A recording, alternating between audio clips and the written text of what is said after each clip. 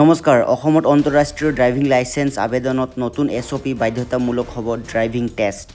অসমত সড়ক সুৰক্ষা শক্তিশালী কৰাৰ লক্ষ্যৰে ৰাজ্যৰ পৰিবহণ বিভাগে ড্ৰাইভিং লাইচেন্স প্ৰদান ব্যৱস্থা কিছুমান গুৰুত্বপূৰ্ণ পৰিৱৰ্তন আনিবলৈ ওলাইছে। ৰাজ্যৰ পৰিবহণ মন্ত্ৰী চাৰান বড়োৱে জনোৱা মতে শীঘ্ৰে এক নতুন ষ্টেণ্ডাৰ্ড অপাৰেটিং প্ৰচিডিউৰ SOP জাৰি কৰা হ'ব, যাৰ অধীনত ড্ৰাইভিং লাইচেন্স লাভ কৰিবলৈ ড্ৰাইভিং টেষ্ট বাধ্যতামূলক হ'ব।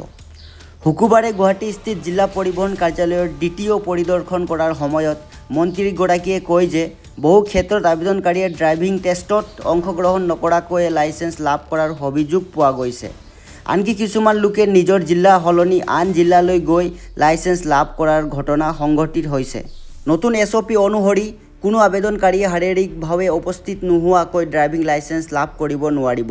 লগতে আবেদনকাৰীয়ে নিজৰ জিলাৰ বাহিৰে অন্য জিলাত লাইচেন্সৰ বাবে আবেদন কৰিব নোৱাৰিব।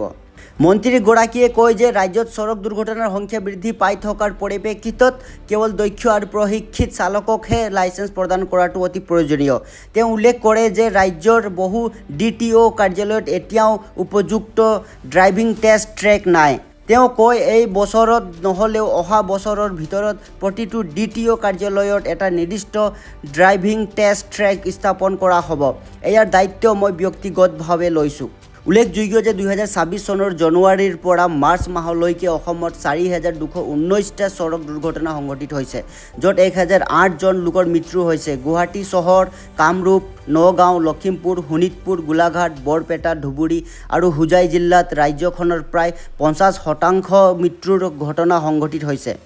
এই নতুন ব্যৱস্থাৰ জৰিয়তে দক্ষ চালক গঢ়ি তুলি সড়ক দুৰ্ঘটনা হ্ৰাস কৰাটো পৰিবহণ বিভাগৰ মূল লক্ষ্য বুলি মন্ত্ৰীগৰাকীয়ে উল্লেখ কৰে। নমস্কাৰ।